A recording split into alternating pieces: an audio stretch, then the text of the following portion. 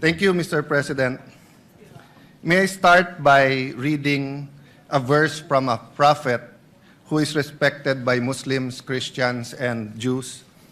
Jeremiah said in Jeremiah 29:11, "For I know the plans I have for you, declares the Lord, plans to prosper you and not to harm you, plans to give you hope and a future." God talks about plans.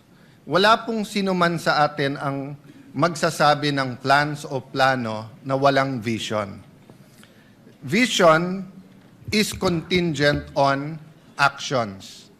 So siguro po sa privilege ng oposisyon at ng minority na magbigay ng kontrasona, napakalaga po na meron tayong isang bagay na pagkakasunduan bilang mga Pilipino, which is a common vision.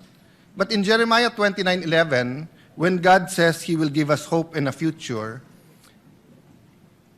the plans comes from Him. But if we choose our own plans, or if we choose the plans of the devil, the reverse will happen. We will not have hope, we will not have a future, and instead of prosperity, we will have harm.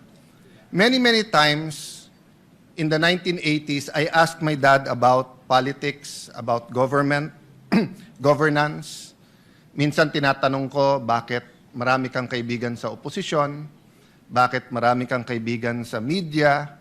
Bakit ganyan ang debate sa batasan pambansa? Ano ang issue ng Marcoses at ng Aquinos? Not knowing that two of them will be my colleagues today.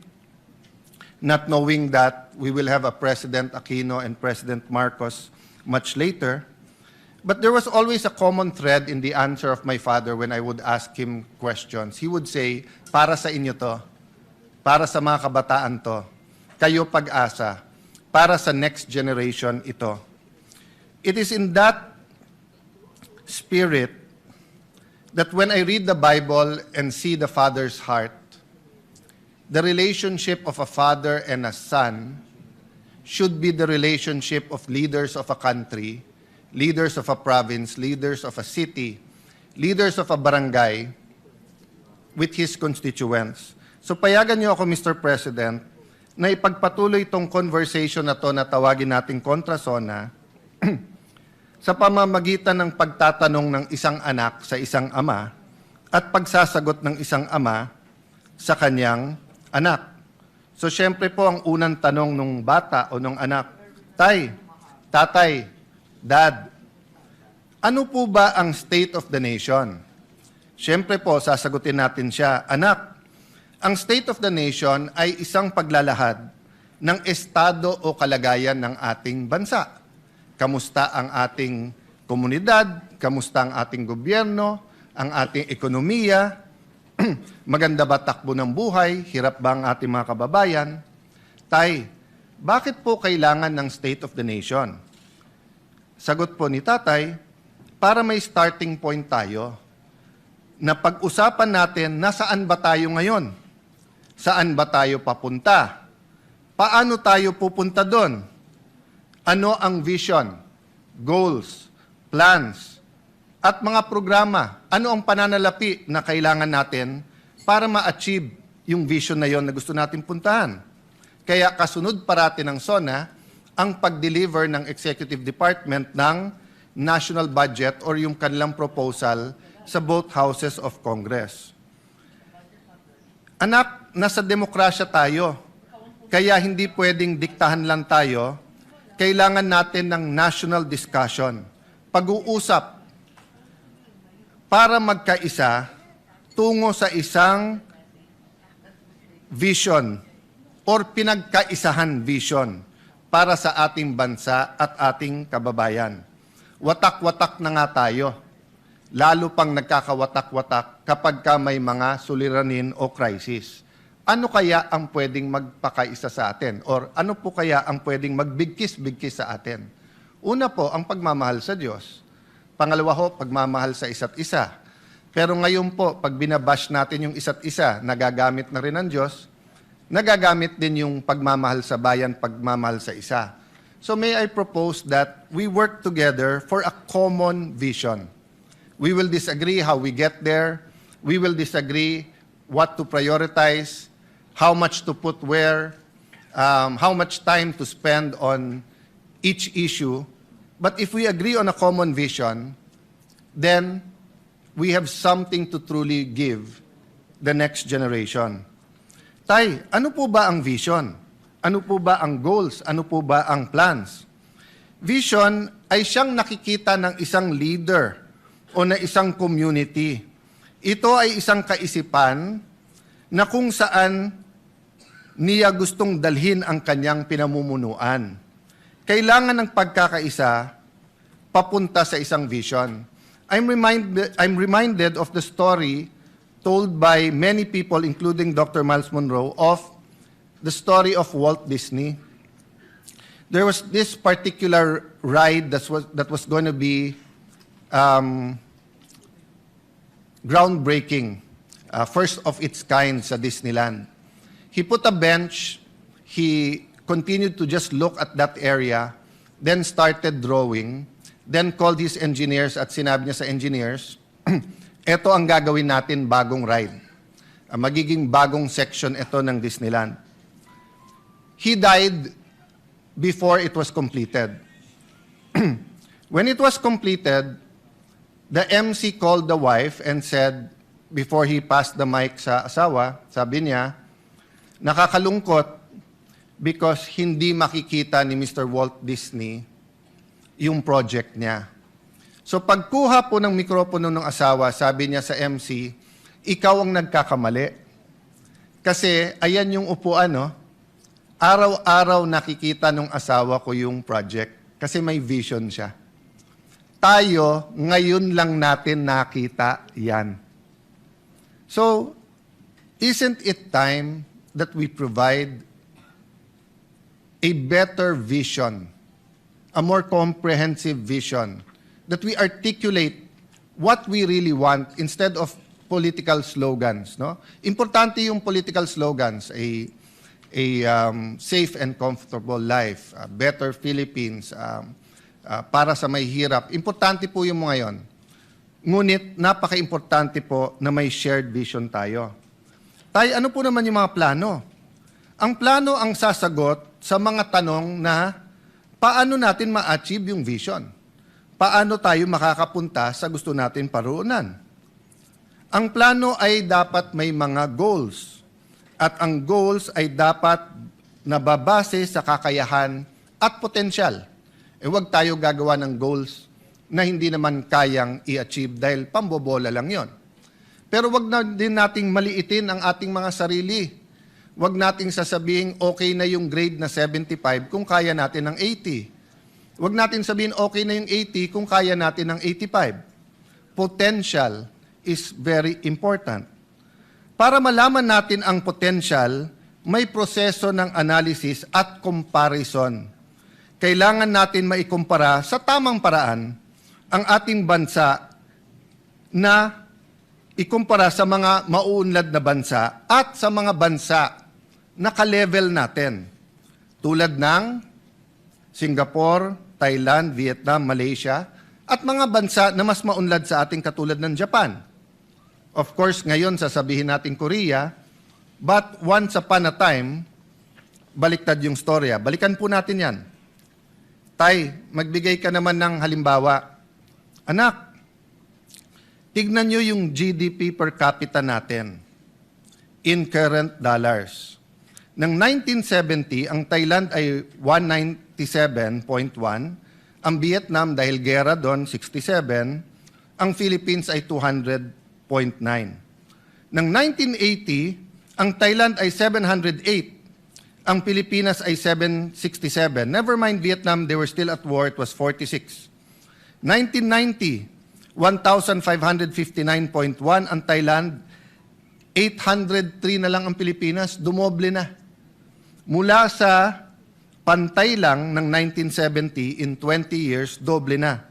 In the year 2000, tumaas din tayo from 800 to 1,050.8, pero tumaas din ang Thailand ng 2006. 2010, 4,973, tayo 2,162. Hindi ko na isa-isahin yung mga bansa, pero tignan nyo po. Sa ngayon, Thailand, 8,056. Pang-87 sa mundo. Pilipinas, 4,170. Pang-119 sa mundo. Vietnam, 5,066. Pang-101, pang-111 sa bansa. Pero tignan nyo po, 1970, 67, 1980, 46, 1990, 98. Hanggang 1990, $100 lang ang per capita nila. 2,404. 2010, it was 1,600. Pero ngayon po, nasa 5,000 na. Malaysia, 13,000. Singapore, 98,000. South Korea, 36,000. Japan, 35,000. Tay, ano ba ang estado talaga ng ating bansa? What is the state of our nation? Ang estado, anak, ng ating bansa, ang ating bansa ngayon ay dumadaan sa kahirapan. Mahirap, anak, mahirap. Mahirap, ngunit malaki ang potensyal. Mahirap, ngunit may dahan-dahan na pagbabago. Mahirap, ngunit malaki ang potensyal. May mga pagbabago, ngunit puno ng pagsusubok. Puno ng pagsusubok at ng peligro. Hirap ang mga namamasadang tricycle at jeep, mga riders. Hirap sa taas ng presyo ng diesel at kuryente. Hirap ang ating mga magsasaka. Mga anak ng magsasaka, ayaw na po nila maging magsasaka o farmers. Hirap po ang mga estudyante, marami rin pong tumitigil sa pag-aaral. Hirap po ang ating mga OFWs kasi tumaas man ang presyo ng dolyar, labis din tumataas ang presyo ng bilihin at ng kuryente sa ating bansa. Tay, malaki din ba ang potensyal ng ating bansa? Malaki ba ang potensyal ng Pilipino at Pilipinas? Nako anak, siguro sa buong mundo baka Pilipinas ang pinakamaganda potensyal. Bakit po? Mayaman at maganda ang ating bansa. Pag-usapan natin pinakamataas na bundok. Pag-usapan natin ang pinaka-humble na plains. Pag-usapan po natin ang dagat, ang ilog. Pag-usapan natin ang kahit anong mineral, ginto, pilak, nickel. Pag-usapan natin langis, natural oil. Meron po tayo. Pag-usapan naman natin ang Pilipino. Sabi nung iba, natural resources natin ang number one blessing ng Panginoon sa atin. Hindi po. Ang Pilipino ang number one blessing sa Pilipinas. Napaka-adaptable ng Pilipino. Dalin mo sa Middle East, dalin mo sa Ukraine, sa Europe, Southeast Asia, Africa. Tinitingala. Gawin mong nani o yaya, nagiging pangalawang nanay. Gawin mong aid sa dentistry, mas gusto pa siya kaso dun sa kanyang dentist. Yung mga nurse natin, lalong hinahanap kaso sa mga doktor. Yan ay sa Japan man, yan ay sa London or sa Amerika. Napakalaki ng potensyal ng mga Pilipino at napakagaling natin sumunod sa batas basta't tayo'y nasa abroad. Tay, ano po yung peligro? Anak, ang number one na tinuturo parati sa amin ay ang edukasyon ay ang great equalizer. Yung aking ang ama ang sinabi sa akin, anak, lahat ng iiwan ko sa inyo, pwedeng mawala, pwedeng mawaldas, pwedeng nakawin, pero ang edukasyon na nakamtam mo, walang pwedeng magnakaw sa iyo yan. Pero bakit ko sinasabi may peligro? Unang-una po, yung sa problema ng pagkabansot or yung pong sinasabing stunting. Sinasabi na hanggang 25% or 1/4 po ng Pilipino ay nasa endangered ng stunting. Naging bisita po ng Pilipinas ang Pangulo ng Singapore at naging privilege po ng Taguig na maging bisita dahil may proyekto po sa ospital ang kanilang isang foundation, ang Temasek, at napakaganda ng mga teknolohiya. Pero nagulat po kami sa speech ng Pangulo ng Singapore. Sabi niya, kasi ito'y isang finance person, magaling sa negosyo, magaling sa finance. Sabi niya, sa lahat ng nakita niya sa gobyerno, ang pinakamalaking return sa tao ng isang bansa ay yung first 1,000 days.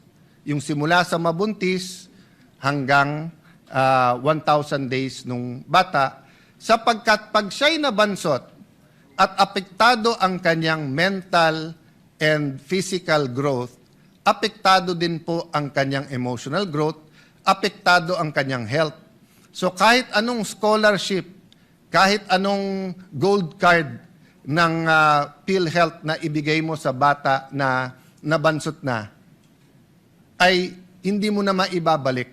Hindi mo na yung stunting ay pwedeng maging irreversible.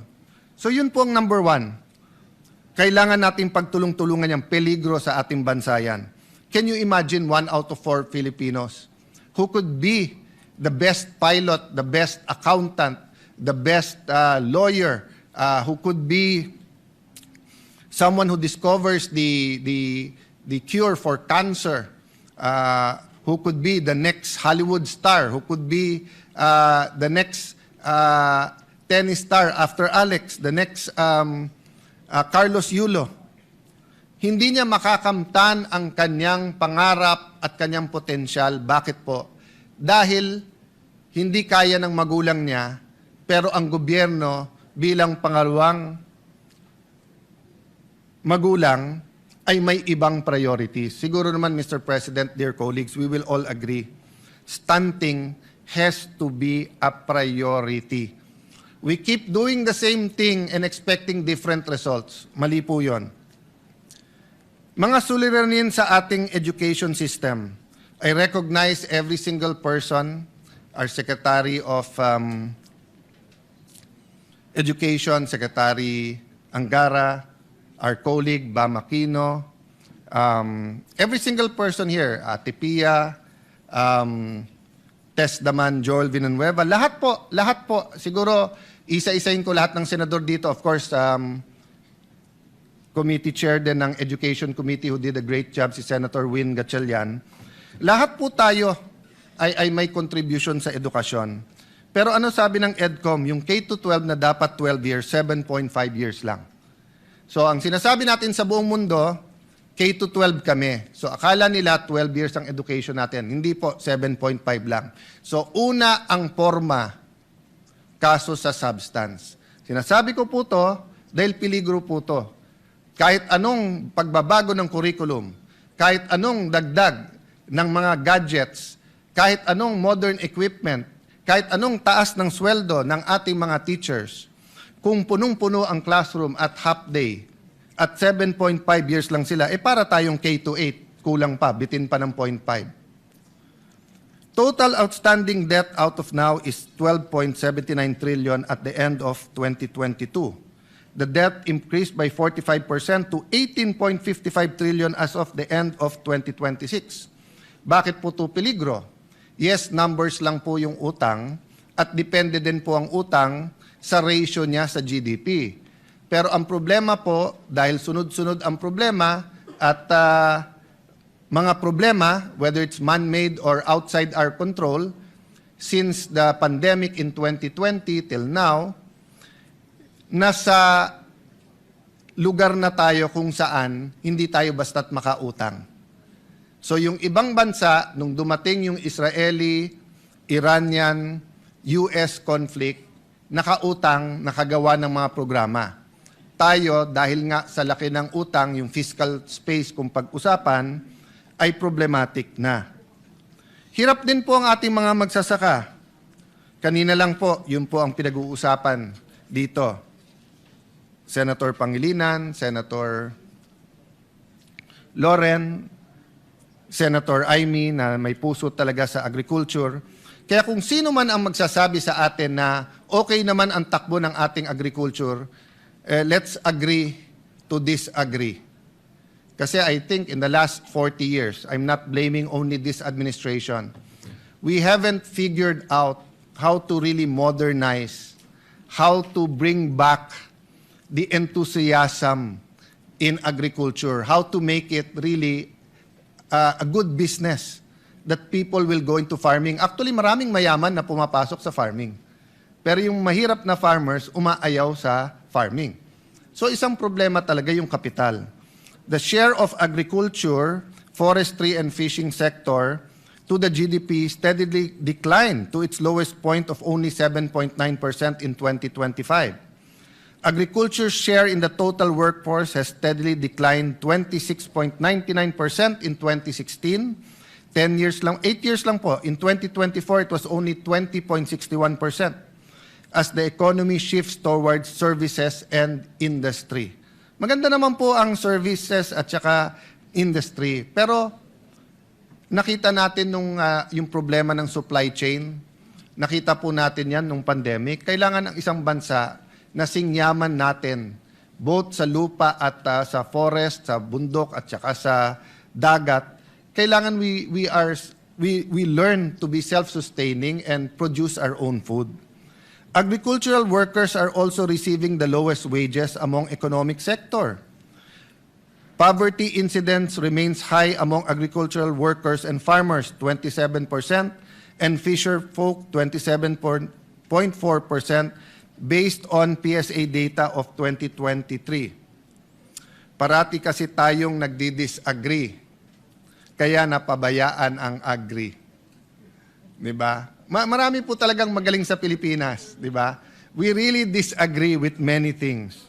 So, ang napabayaan yung agree. Mr. Senate President, do you agree? Mas mahirap ang maghanap ng trabaho, pero nahihirapan na po ngayon ang ating mga trabahador. Lahat po ng may trabaho, especially kung daily wage earners, hirap po talaga. Kasi we have a minimum wage, we do not have a living wage that the Constitution envisioned. The Constitution envisioned a living wage. What is a living wage? Sapat sa sa tirahan, whether yan ay rerentahan o huhulugan, sapat sa pagkain sa buong pamilya, 3 beses man lang sa isang araw at ang Pilipino ay mahilig magmerienda, sapat sa anak na gustong mag-aral, sapat sa panggastos sa medical. So, a simple life, but a living wage. Malayo po tayo sa living wage. Sa Amerika po, maraming sinasabing mahirap. Pero doon po, maging driver, maging waiter, maging security guard, nakakabili po ng bahay, nakakapag-aral, nakakabili po ng kotse. Ang taxi driver po sa Singapore, tanungin mo, saan nagbabakasyon? Bihira niya sasabihin ang minsan Thailand, minsan Japan, pero karaniwan sasabihin sa inyo, London, Germany. Ang ating pong mga taxi driver, hindi makapagbakasyon kasi isang kahig, isang tuka. Pero kung nahihirapan po yung mga may trabaho, nahihirapan po ang mga walang trabaho. Yung naghahanap pero walang mahanap na trabaho. Simula po, at least po yung mga kasing edad ko, kasama po ang Senate President, kasama po Senator JV, Senator Migs, Senator Cheese, si Senator Padilla ata, sing edad ko rin.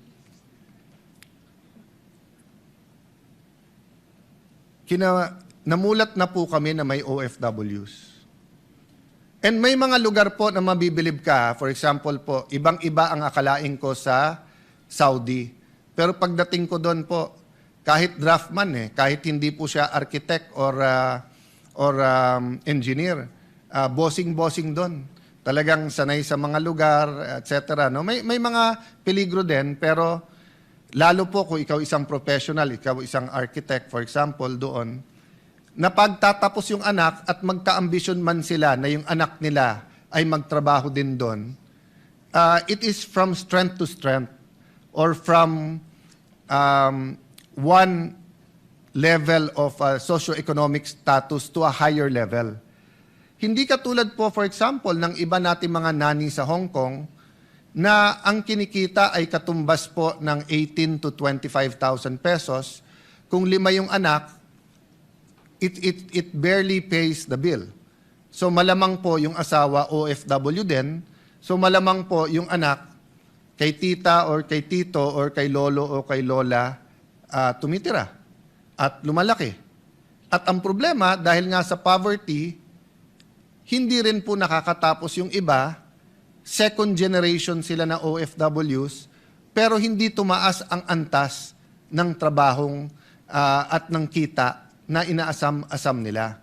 So ang tanong ko, Mr. President, going back to vision, can we not have a vision, whether it's 5 years, 10 years, 20 years, where a Philippine president can say, at this year, there will not be any more, let's say it's 2026.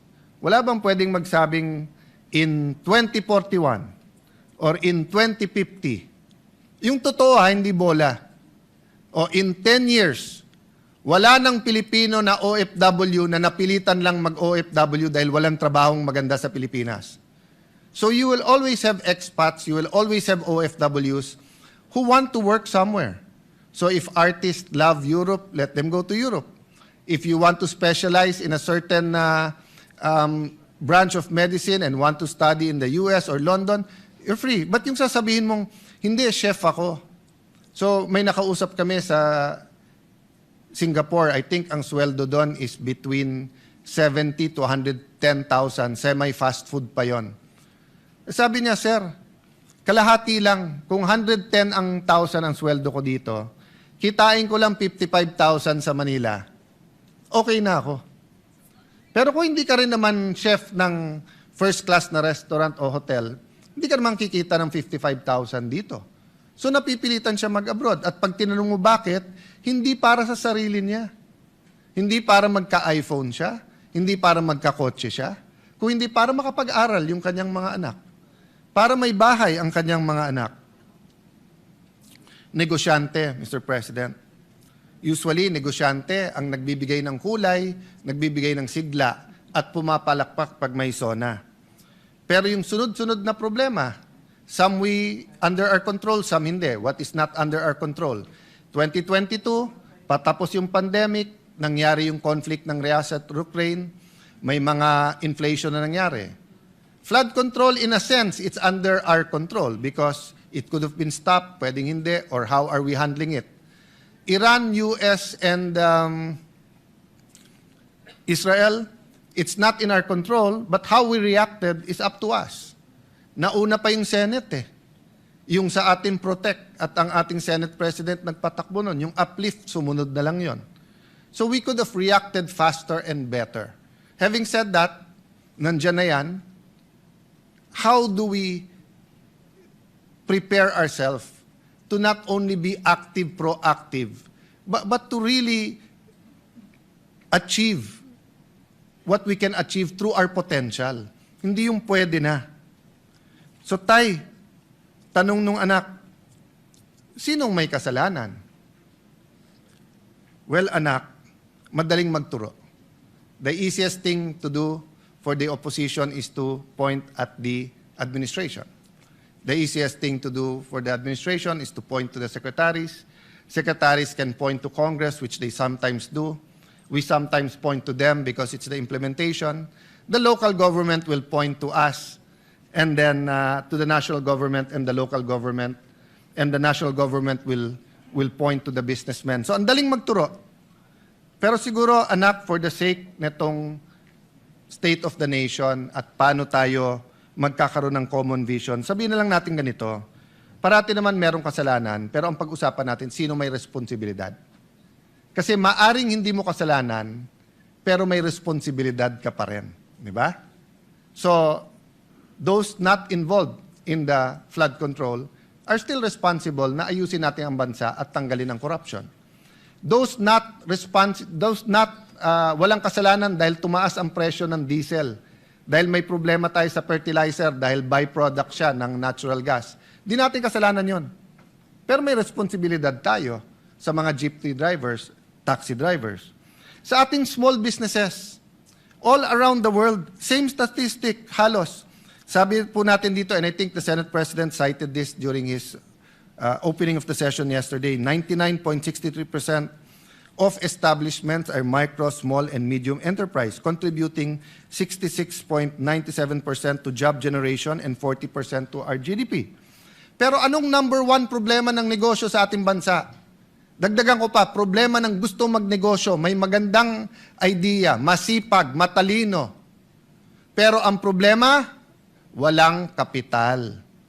Pag tinanong ng gobyerno, ang gobyerno, saan kami kukuha ng kapital?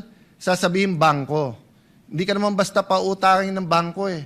Land bank nga eh. Nasa batas na nga na magpautang sa magsasaka.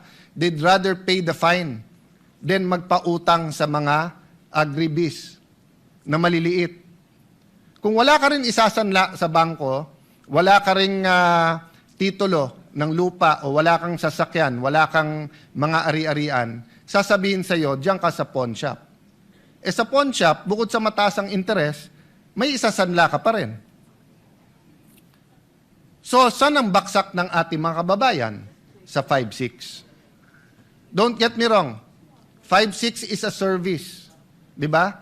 So, for example, sa palengke, wala ka ng kapital, may piyesta o kaya Pasko, maraming namamalengke. Kung kikita ka naman ng more than 20% in 1 month, let's say 25-30% tubo mo o kaya 10% per week, so 40% a month, kapit ka na sa patalim sa 5-6. Kasi yung 5,000 mo, babayaran mo ng 200 a day, 6,000, may get 20%. Pero napakataas pa rin nun. Ang yumayaman sa Pilipinas, yung nagpapautang ng 5-6, hindi po yung umuutang. So pagdating po sa gobyerno, sabihin, ilan administrasyon na, sir, bakit hindi natin magaya yung 5-6? Bakit hindi tayo magkaroon ng programa? Ano to ha? The estimates are 20 billion, 50 billion, 200 billion. It's big business. Ano sagot ng gobyerno? 5-6? May pamalit ba tayo doon?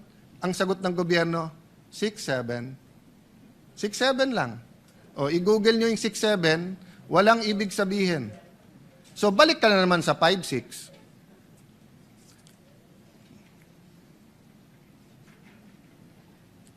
Children in conflict with the law. Yan ay isang debate. Mainit ang debate dyan. Pero hindi ba mga kababayan, mga kapwa magulang, kung itong tatay na to ay sinasagot po ang tanong ng anak? Responsibilidad din yan ng magulang, ng teachers, ng simbahan, ng mga komunidad. Sabi nga po, di ba ni Hillary Clinton, it takes a village to raise a child. Yes, there is something that caused that child to become violent. Whether siya'y may mental disease or problem, whether siya'y na-depress, whether siya'y ginamit ng mga kriminal, the point is, Mr. President, there is a blame, but there's also a responsibility. Pag ang isang lugar, whether sa US yan, whether sa Latin America, whether yan po ay sa Africa, whether sa Tondo, whether it's in any rough neighborhood, at sasabihin marami ng gangs yan, it is our joint responsibility. In the end, there is a specific blame, and there is a general responsibility. Habang usapan natin yan, mahabang usapan yan, Mr. President, but eventually, we do have to discuss it sincerely and very deeply. Tay, bakit mahirap ang ating estado? Ano ba ang pumipigil sa ating bansa? Well, may mga bagay nga na wala sa ating control, yung mga external. May mga bagay na nasa ating control. Pero may mga bagay din na ina-address natin directly, pero ang problema, kultura. For example, we have to address corruption. But we have to address the culture of corruption. Sasabihin natin, wag magnakaw sa flood control, pero ina-address ba natin ang pandaraya pag nangungopya sa exam? Ina-address ba natin yung simpleng pagsisinungaling sa araw-araw? Ina-address ba natin na sa bawat kailangan ng Pilipino, lisensya, business permit, real property tax, customs, ay may lagayan. So, the culture of corruption continues to lay hold. And as a Christian, I believe there's a spiritual aspect to that battle. There are spirits that control, di ba, that are principalities and authorities. Kaya sabi sa Bible, you have to bind, then you have to occupy. Hindi sapat na mawala yung iba't ibang scam. Kaya nga palaki ng palaki ang scam sa ating bansa. Policies ay nagpapahirap din sa atin. Nabanggit ko na kanina yung K-12. Mukhang tama si Senator Jinggoy Estrada. Tanggalin na natin ang 1 o 2 taon sa senior high kasi K-10 na 10 taon na nag-aaral ang bata na mas kumpleto ang gamit niya ay mas mabuti kaso sa K-12 pero 7.5 years lang ang pinapasok ng ating bata. Another example, ang bata ngayon karaniwan sa highly urbanized ay half day.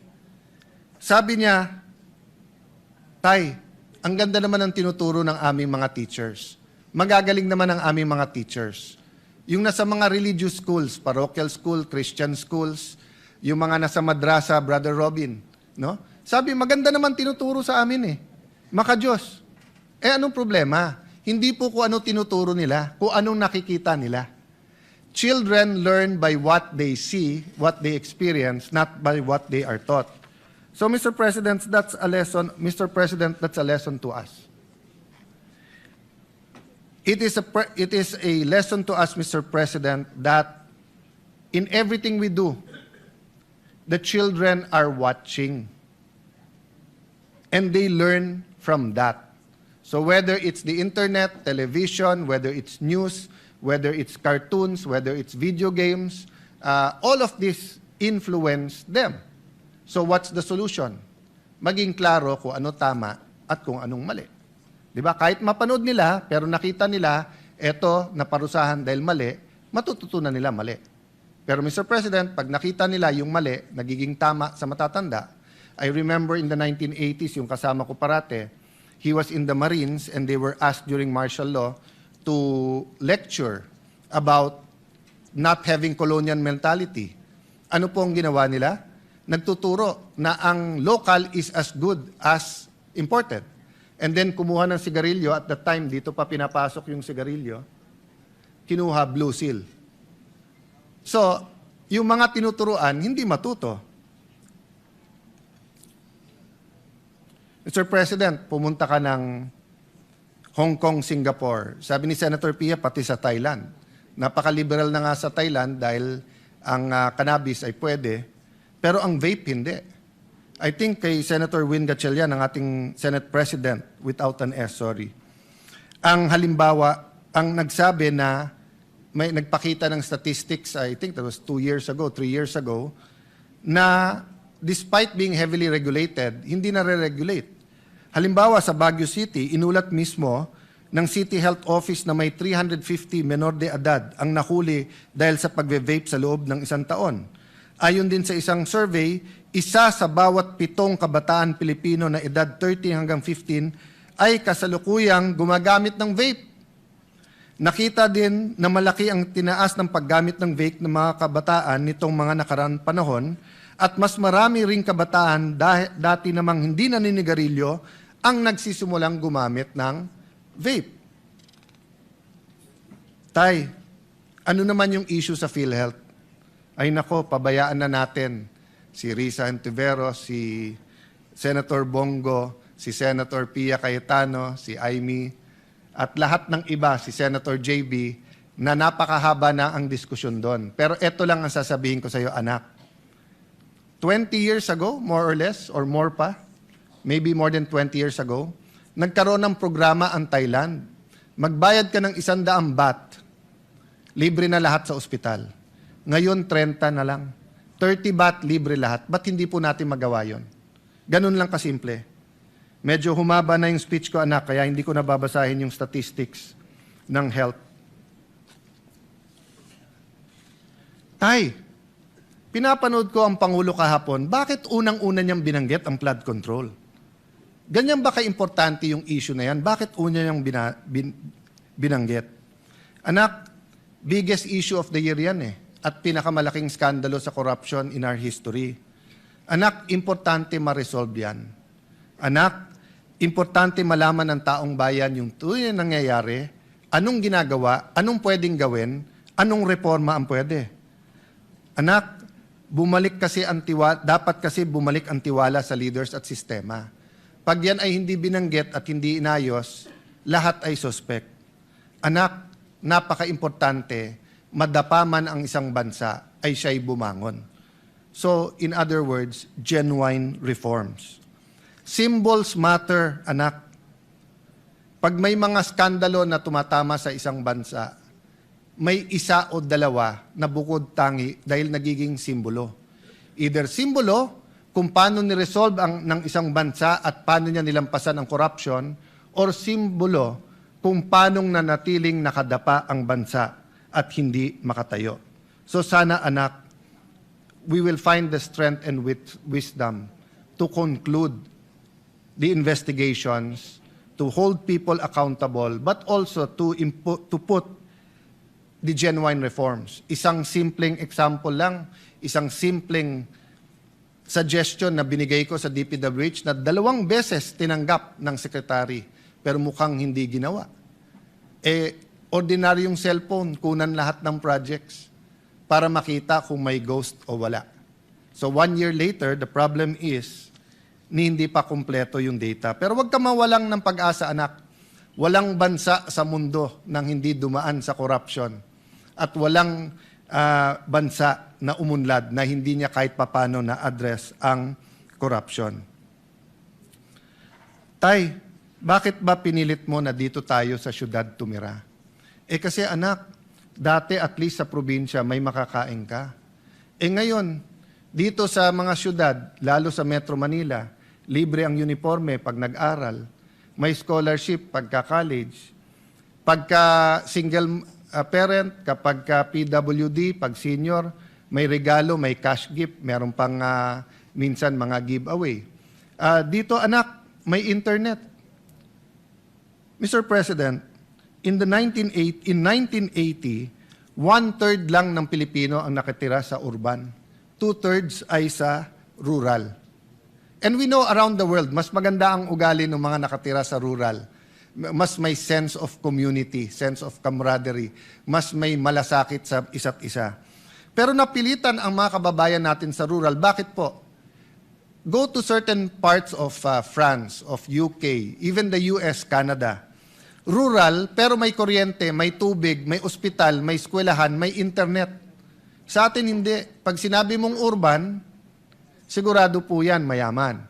Pag pumunta ka ng rural, mahirap. Ang problema, ang mahirap sa rural, pag pumunta sa urban, mahirap pa rin. Mas maginhawa buhay, pero mahirap pa rin. Mahirap po. So, Mr. President, we should have a real rural development project. That was something I heard a lot in the 70s, 80s, 90s. Pero siguro, kasi mas maganda talagang ang sabihin sa isa't isa, sa syudad ako nakatira, nakakalimutan natin. May I pay tribute to isang USEC ng DBM, I think USEC Abuel. I remember when she topped the bar, sabi ng isang reporter sa kanya, "Ma'am, ano pakiramdam mo ng isang taga-probinsya ay nag-top ng bar?" The reporter, I think from there, but I'm not sure from Manila or from there, was referring to na hindi ka taga-Manila. Kasi dati, karamihan ng top 10 nandito sa Manila, Manila Law Schools.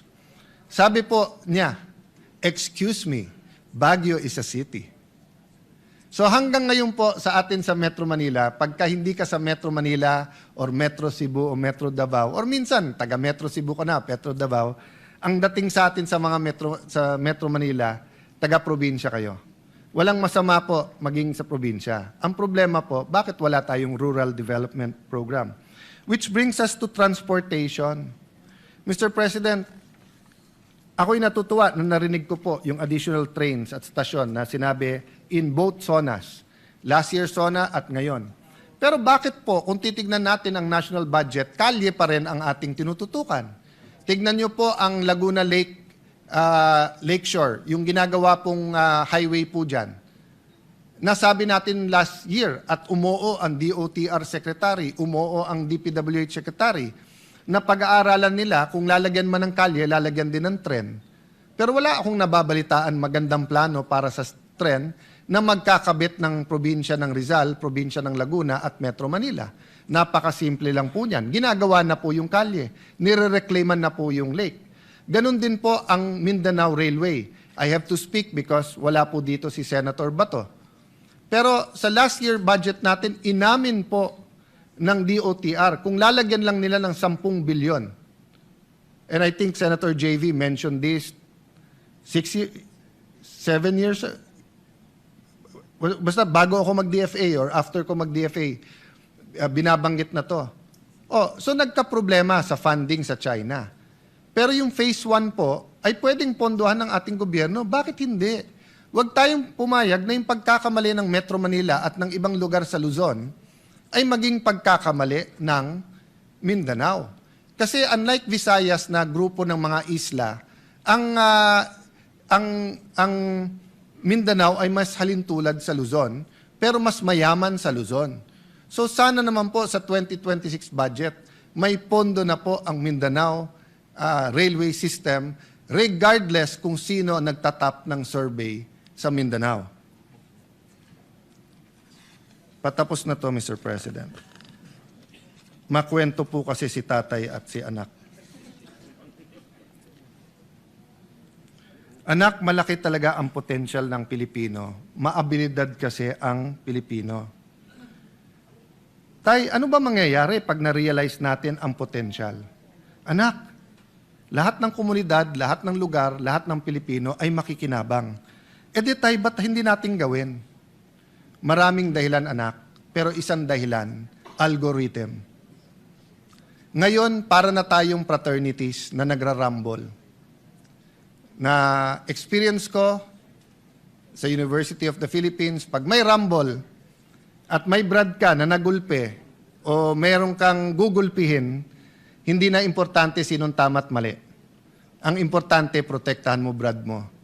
Sa ating national discussions, sa impeachment, sa flood control, sa iba't ibang mga issue, ang kampihan natin, masarap man kung mas marami kang kakampi, wala nang sanity. Algorithm.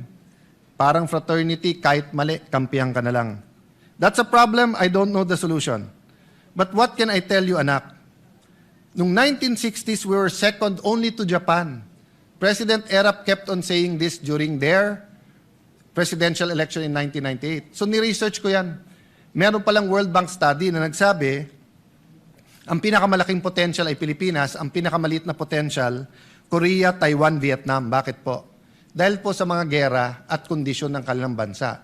Ang Korea, yung Korean War, pero dahil din sa sobrang winter doon. And this was the 1960s. The technology was much less. We know about Taiwan dahil nga po sa revolution sa China, and we know about Vietnam that had a long war between the South and North at saka yung hilahan during the Cold War. But wag na nating pangarapin na maging second tayo sa Japan, sa Asia. Balik tayo sa 70s, 80s. Vietnam, nasa ilalim natin, Thailand, kapantay natin, mas moderno tayo sa Malaysia. Pero ngayon, sabihin nyo, whether infrastructure, whether tourism, whether manufacturing, kung ano-anong pag-usapan po natin, naiiwan na po tayo ng ating pong mga neighbor. So anak, we have to get our acts together. Anak, hindi ko na isa-isahin Malaysia, Thailand, Singapore, Vietnam. Kung may pera tayo, puntahan natin. Kung wala, i-internet mo na lang pero makikita mo yung ganda. Pero anak, pinakita ng tatay ko to sa akin. With your permission, Mr. President, can I show the picture of Singapore in the 1950s? In the 1950s po, Singapore was a fishing village. Maraming potential, maraming maganda, pero wala po kasi silang natural resources. Tapos may problema sila with Malaysia, may racial problems. In fact, maraming taga Davao, ang meron pong nani na galing po sa Singapore. Pero ngayon po, ano na itsura ng Singapore? Next slide, please. Next slide, please. At kahit anong indicator po, human index indicators, health, education, quality of life, safety, kung hindi number 1, number 2 ang Singapore. So madalas sabihin ng aking ama sa akin, anak, isipin mo, 1 generation lang kaya yan. Kasi yung iba sinasabi, 100 years, 200 years. Hindi, 1 generation.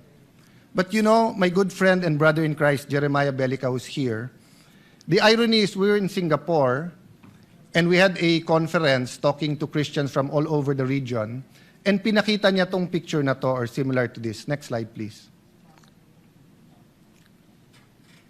He showed this picture.